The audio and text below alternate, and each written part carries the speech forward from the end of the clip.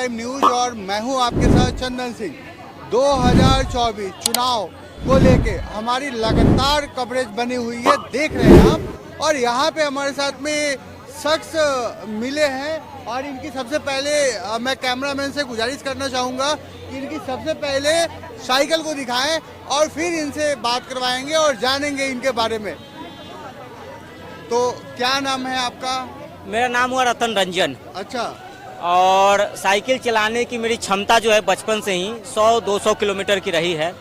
और 2013 में हमने साइकिल से पूरे भारत का यात्रा किया। 49,000 किलोमीटर साइकिल चला के लिम्का बुक ऑफ रिकॉर्ड में नाम दर्ज हुआ। उसके बाद जो हमने अनुभव पाया भारत भ्रमण के दौरान या जो देश का माहौल देखा हमने, तो मुझे लगा कि हम जैसे युवाओं को भाजपा पार्टी में समर्थन देना चाहिए। और नरेंद्र मोदी जी के नेतृत्व में जो सरकार चल रही है, नरेंद्र मोदी जी के विचारों के साथ उनकी जो कार्यशैली है राष्ट्र के प्रति, उनकी जो भावना है, भक्ति है, उसको अपनाते हुए हम लोग को भी आगे बढ़ना चाहिए। तो उसी समय से मैं नरेंद्र मोदी जी के विचारों से प्रेरित होकर साइकिल से ही अन्य अन्य जगहों पे जहाँ पे चुनाव होता है वहाँ जाता हूँ और पार्टी के समर्थन में प्रचार प्रसार करता हूँ। मोदी जी की योजनाओं को, मोदी जी की जो कार्यशैली है, जो निष्ठा है, जो भक्ति है, वो जनता तक पहुँचाने का काम करता हूँ।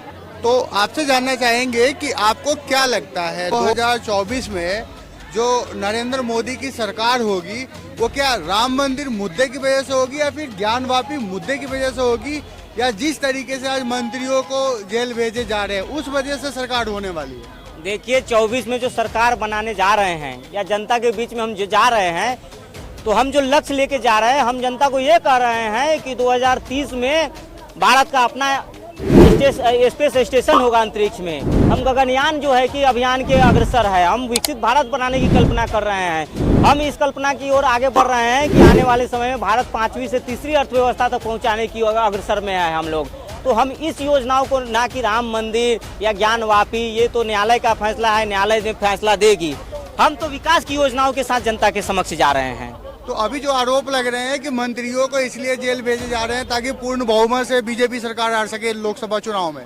नहीं, देखिए, जिनको जो जेल जा रहे हैं कहीं ना कहीं उनकी अपराध में संलिप्तता है, कहीं ना कहीं दलदल में उनके पैर फंसे हुए हैं, तभी ये लोग जेल जा रहे हैं। आज बताइए, केजरीवाल जी को 8-8, 9-9 समन मिल गया, लेकिन ये भागे फिर रहे हैं। आज केजरीवाल के सारे ज्यादातर मंत्री जेल में हैं। क्यों?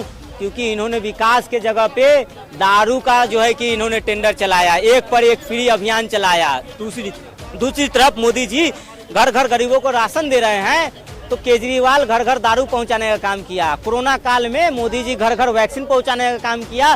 भारत तो छोड़ दीजिए, विदेशों में भी मोदी जी जहां पे जरूरत थी वैक्सीन पहुंचाने का काम किया। तो ये बदलते भारत की तस्वीर है। और जिस तरह से आप देख रहे हैं मोदी जी का जो ग्राफ बढ़ रहा है, तो कहीं ना कहीं जो है तारीफ के काबिल है। खास करके विपक्ष में जिस तरह से खलबली मची है, वो आप देखिएगा, समय बता देगा। तो क्या लगता है आपको इस बार बीजेपी 400 पार? बिल्कुल 400 पार।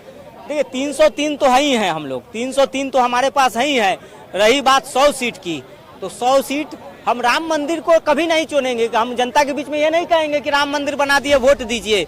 हम ये कहेंगे कि धारा 370 हटाए, जम्मू कश्मीर को हम भारत का अभिन्न हिस्सा मांगे, है ना। हम ये कहेंगे जनता के बीच में जाके कि 2030 में हम भारत का अपना स्पेस स्टेशन बनाएंगे अंतरिक्ष में। हम गगनयान भेजेंगे, हम चंद्रयान की ओर काम कर रहे हैं, हम विकसित भारत बनाने की कल्पना कर रहे हैं। हम भारत को 5वीं से तीसरी अर्थव्यवस्था पहुंचाने के लिए अग्रसर है। तो हम इस मुद्दों पे जनता के बीच में जा रहे हैं, ना कि राम मंदिर तो हम कभी चुनावी मुद्दा था ही नहीं। वो हमारे विरासत की लड़ाई थी, उसको हमने लड़ा संवैधानिक तरीके से और जीता भी।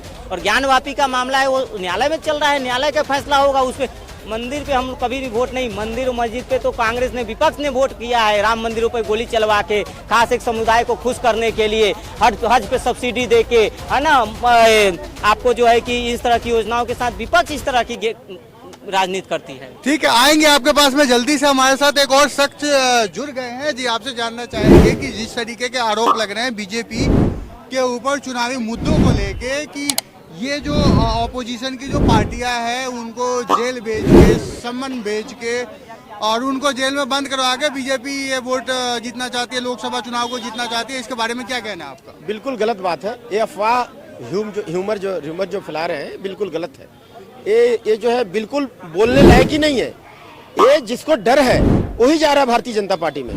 ये विपक्ष वाले जो है ना, जो चोरी करके रखे, डकैती करके रखे, देश का संसाधन को लूट करके रखे हैं, इनके अंदर में डर घुस गया है कि मोदी सरकार बोल दी है ना कि न खाऊंगा न खाने दूंगा, और आने वाले समय में न खाऊंगा न खाने दूंगा बोल दिए हैं।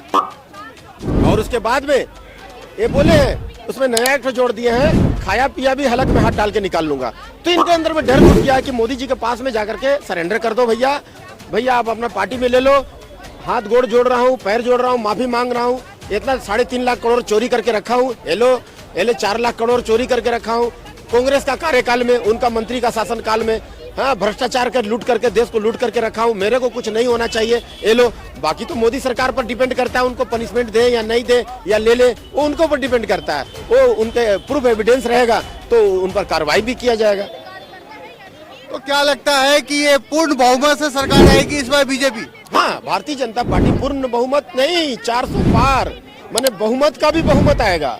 ये देखिए, उस समय 1975 में जब इमरजेंसी का घाव दिया था इंदिरा गांधी जी, है ना, 1975 में विपक्षियों को पकड़ पकड़ के जब जेल में ठूस दिया था ना, तो उस समय एक हवा बही थी, ऐसा माने पब्लिक एकजुट हो गया था।